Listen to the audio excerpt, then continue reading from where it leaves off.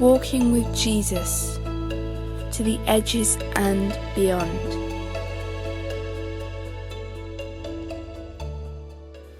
Who are the people you've learnt from through your life? I think of the obvious ones like my parents and family, my husband and my children too. I think of my close friends over different stages of life, my teachers, church leaders, youth leaders. They've all really shaped me and taught me so much. But I think there are also people who perhaps just came into my life for a really short space of time, maybe even just a one-time encounter and they don't even know who I am. And they've said something or done something that I've learned something really important from, and that stayed with me. I would also say that there have been negative encounters in my life with people, and I've learned from them. So I would say that you can be shaped by learning from positive and negative experiences. I had a couple of great parents who were really good. They made me feel secure, and I had a very happy childhood. Also, my grandmother, who lived till she was 97 and knew me from day one when I was born, she was a support to me and encouragement right the way through the time up to the time she died. Later on in the same church, youth leaders and elderly Christians who supported me no end, and particularly for the older ones who took me up through to a point of conversion and then into baptism, for which I'm really grateful. Back in church, we had a number of pastors in the time we were there who were all faithful in preaching and teaching and supporting Laurel and me in some quite tricky times, really. When I was young, we had a lady in our church who loves God. She spent a lot of time in prayer and fasting. I admired her and wanted to be like her, but I was afraid to go to her, because if I did anything in the week before I go to her, she would tell me what I've done, and she would tell me what the scripture says about it. So because of that, I kept away from her. Although I would have loved to spend some time with her. My mum and dad, my teachers, especially my maths teacher from Geordieland, Mr. Richardson, my favourite PE teacher, Roy Moss, definitely Mr. Hardwick, who was my under-16s football coach, apart from the one time when he said those famous words, "Walsh, you've got the control of a brontosaurus." Are such people only those we agree with or get on with? This question reminded me of my recent theology studies.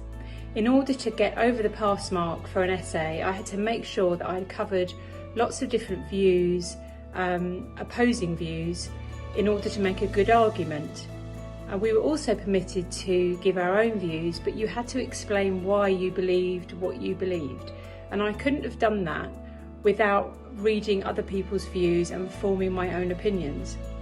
I think the same goes for everyday life. If we stick with people that we like and we agree with, even though that's really comfortable and actually really easy to do, it doesn't give us a broad picture of things. I think if we can listen with open minds to other people who have different views on things and different ways of looking at everything in life, then it broadens our horizons and helps us to get a different perspective. I've not always agreed with all the characters that I've mentioned to you, but I've always tried to get on with them and seen things from their point of view. But I hope that most of all I've tried to learn from them, because they're the ones that have gone before me and been there for the help that I needed at the time, whether it was in the home or whether it was at church or whether it was at work. There were some negative encounters that I've had in the past. I think those have stuck with me as much as a positive, and I think There's just as much to learn from somebody you don't particularly like or agree with, as much as you can learn from your friends. I do think it's easier to get on with people and learn from them if you do like them and you respect them. Yeah, that's true. But I do also like to think that I listen to people who I don't necessarily get on with and try and see things from their point of view.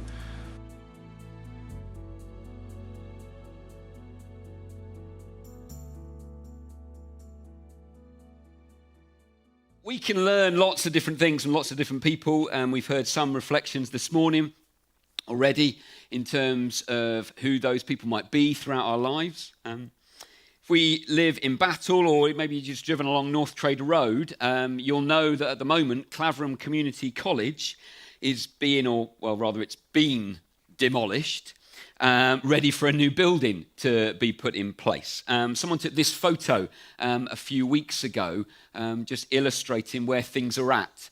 The bit at the bottom of the image, that's where the college used to be. The top bit is the temporary accommodation or some of the other buildings they've kept.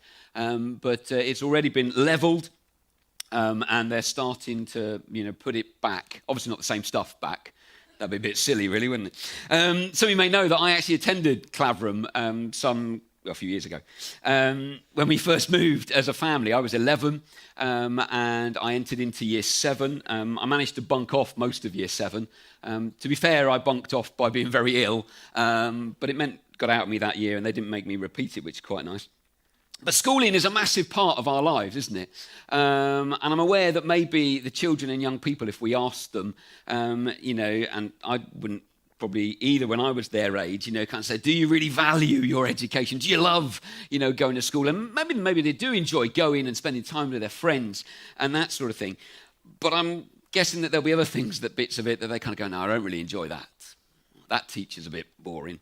That lesson, why have we got to go there? Or PE, it's really not for me, or whatever it is. I personally think we're massively privileged, particularly in this country, in terms of the opportunity we have where our education system is concerned. According to research undertaken by the United Nations Educational, Scientific and Cultural Organization, UNESCO, for short, in 2019, of the world's 787 million children of primary school aged, 8% did not go to school. That's 58.4 million children who didn't get to go to school. And I imagine that number will have only increased, that percentage will have only gone up. That said, learning isn't something that we solely do in whatever educational institution we maybe attend. Learning it's a lifelong pursuit, isn't it? It's something, as those interviews pointed out, it's something that we actually do every day in different ways. We learn from other people. We learn through situations we experience. We learn from, encounters we have, things that we go through, all of which are part of that process of learning. The great thinker Bruce Lee is meant to have stated, learning is a constant process of discovery, a process without end. And I quite like that, because it's so easy to think, well, learning is something that you do when you're at school, and after that you've got all the answers, and there's nothing else to learn. But actually it's something that just goes on and on and on throughout our lives. So as we continue our series this morning, Walking with Jesus to the Edges and Beyond, exploring, what it means to respond to the marginalised, however we might term them, or not, as the case may be, as we've thought over the last few weeks. We've already considered what it might mean for us to love the marginalised. We've thought about what it might mean for us to seek the marginalised. David last week reflected on what it might mean to receive from the marginalised. Today, we're going to look at Jesus' example and say what it might mean for us to learn from the marginalised. Now, this might be the point, as kind of my thoughts certainly went to when I was preparing to go, great, this week is the one where actually this is really straightforward and simple, and actually there's a few quick, easy wins we can tick off here. Because, not to say wrongly, but I might initially think of, the practical things that I can learn from the marginalised. So I might say, well, I see the marginalised as those who have some kind of physical disability. And they'll have something to teach us in regards to our access. How, physically the building is set up here, how we put things out, how we, the different doors are used, that sort of thing. Or I might think, well, I see the marginalised as those with depression or those who have mental health struggles. And again, I might go, well, they'll have something to teach me and teach us in regards to how we understand anxiety and fear and some of those things that maybe particularly in the last couple of years have been heightened for people, or maybe they've experienced in a way they haven't done before. So how we engage with them maybe corporately as we gather, for example. Or I might see the marginalised and I might see them as, well, those who've got a different skin colour to me. And therefore, they can surely teach me something in regards to racism and prejudice. And so they can help us in terms of how we ensure, we talk about welcome to all, but surely they can help us so it's not just a welcome to those who look like us.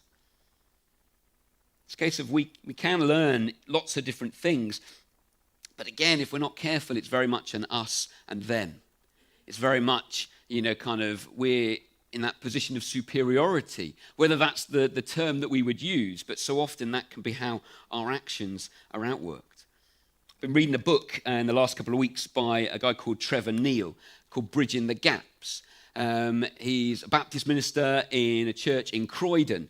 And he says this, he says, how would we change if we approached our acts of service to our communities not from the starting point of those in the know, but as those who need to learn, to have their eyes open to the realities of life for our neighbours and to their resourcefulness and insights. You see, the thing is, returning right back to where we started this series only 4 weeks ago, when we think about the marginalised, this is not a problem to be solved. Undoubtedly, we do need to learn and to reshape in regards to our understandings and our responses where physical access, where mental health, where racism and prejudice are all involved. And those are not things just to discount. But when we consider responding to the marginalised, as I've said, I think it's about creating opportunities. And it goes way beyond just thinking, well, we can do this and that answers that problem. Great, we've solved it.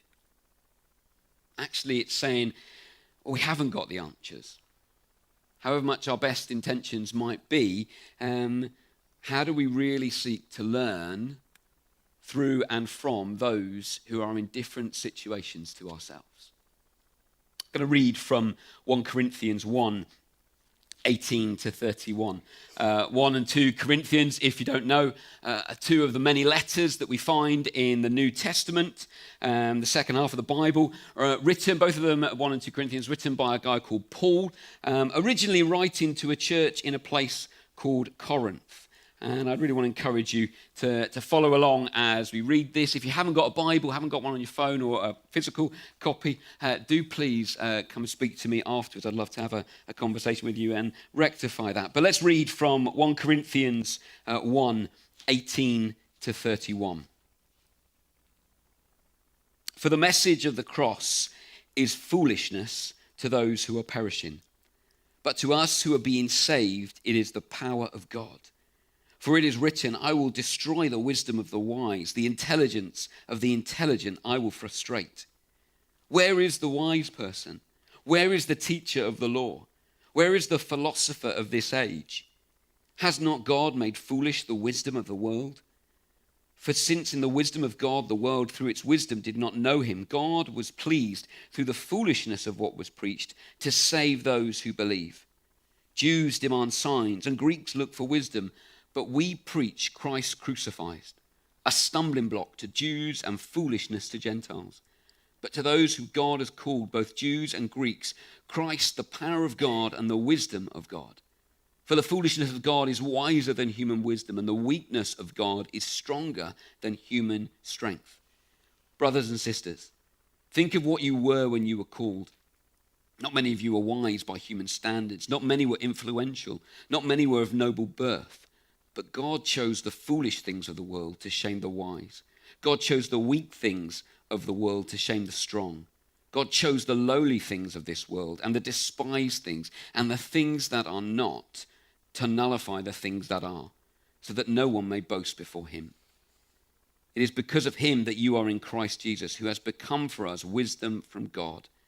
That is our righteousness, holiness, and redemption.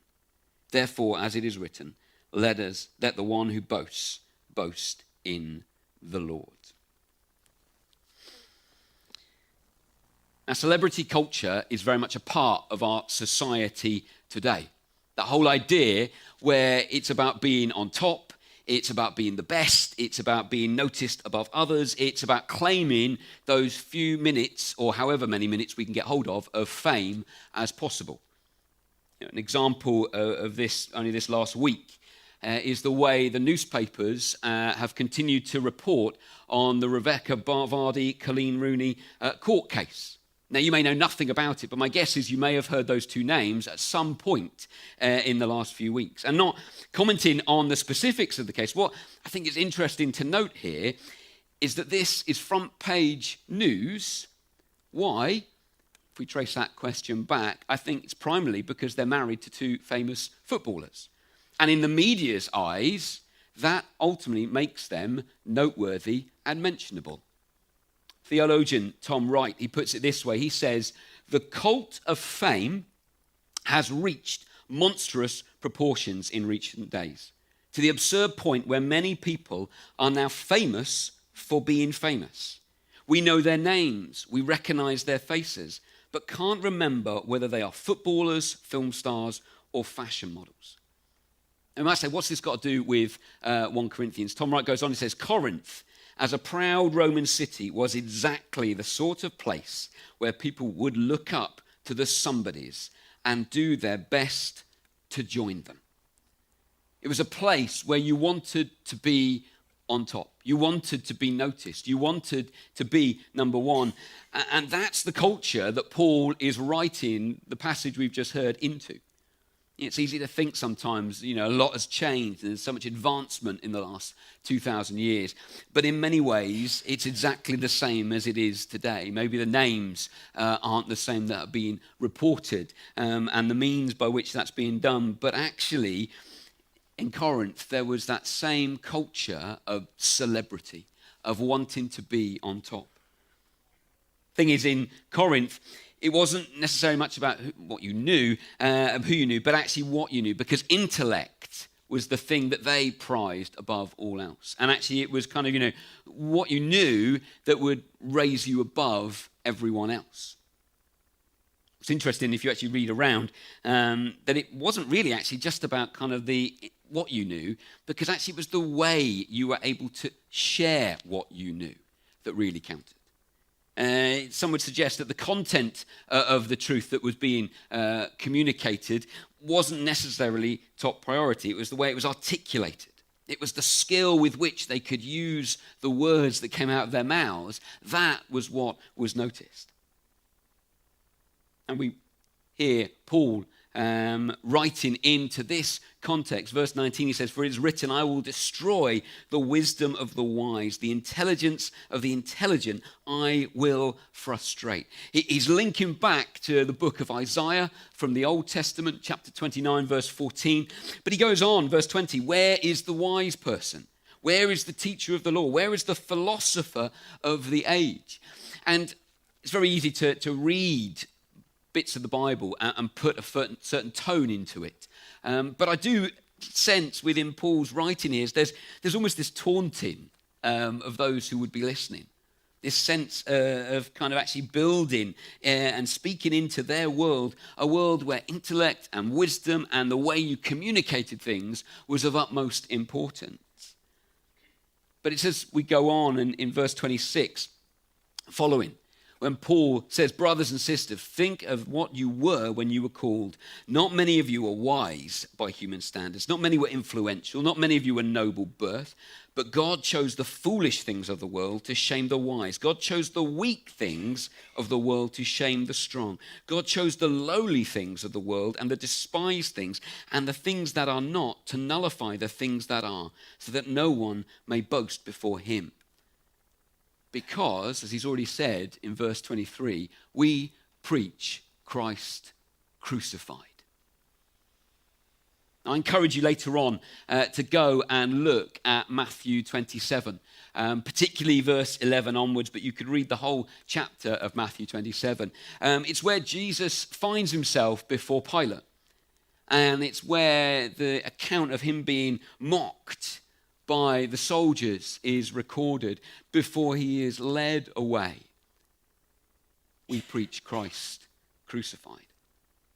Crucifixion was, as you've probably been maybe told before, it's a barbaric form of execution. It's something that I think sometimes maybe we've become a bit oblivious to in terms of actually what went on, what actually took place. But also the fact that, and this may seem a bit obvious, but criminals were crucified. Just take that in again. Criminals were crucified. It was apparently used as a deterrent. The idea, the fact that you would see someone going through this physical torture, rather grim, the understatement, would maybe make you think twice before you committed a particular offence, before you decided to step out of line, break the law, or whatever. By seeing what would happen to you, or potentially could happen to you, may deter you from doing that. So therefore, when people saw Jesus hanging on the cross, the majority probably would have seen a person and they would have made that assumption, well, obviously he was a bit dodgy, wasn't he?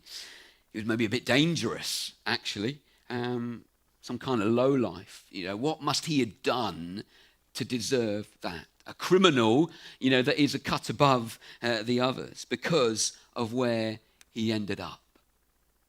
We read in Matthew 27, 39, those who passed by hurled insults at him, shaking their heads and saying, you who are going to destroy the temple and build it in 3 days, save yourself. Come down from this cross if you are the Son of God.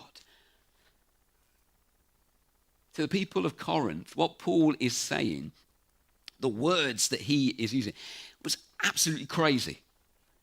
Just would have made no sense, and then some. You want to be someone. That's surely your aspiration in life. You want to outdo everyone else around you. That's your aim. You want to rise above them. You want to be king of the world. Yet God chose the lowly things of the world and the despised things and the things that are not. It's ludicrous in that context what Paul is saying. And the things that are not, apparently it's a phrase in Greek, it's not easy to translate. It's the word kategero. One commentator says it occurs 27 times in the New Testament and it's translated in 17 different ways. But the heart of it is to render idle, to be inoperative. The sense that it's the end, there's no good or worth or any value in that position or where it's got to. Yet that is where we find God, demonstrated through the lengths that he went through so that we can preach Christ crucified. And so if we return to the question what it might mean for us to just think about learning from the marginalized, Jesus as that example, he became ostracized, he was despised, he was rejected, yet God continues to be at work in the margins. And therefore, as we open up to those, on the edges, however we might categorize that, however much we might work that out in our heads, whoever might come to mind when we think of that, I pray that we might, in fact, open ourselves up to God in a new way as we engage. Yes, we might learn from him to love and care for those we meet. That we might learn from him what it means to demonstrate compassion and kindness that goes beyond what actually is just easy or just fits within my comfort zone. That we might learn from him how we seek to implement maybe some of the things that we've been thinking about in this series, or some of the thoughts that have been raised or have come to mind. You know, we've really just begun to scratch the surface looking at this topic. It's not something that's going to end next week with the last in the series and we go, oh great, that's it.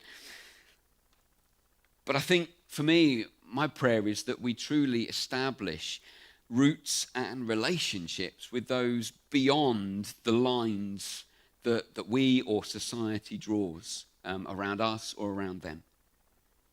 That we'll learn about how we can make our buildings more accessible, because we need to. We'll learn about how we can stand alongside and support those who are struggling with anxiety or mental health struggles. That we will engage, not superficially, with those who, have struggled and been, the recipient of prejudice and racism in our community, not just kind of in another country or elsewhere, but that ultimately we'll do that because we recognize that is where God is already at work.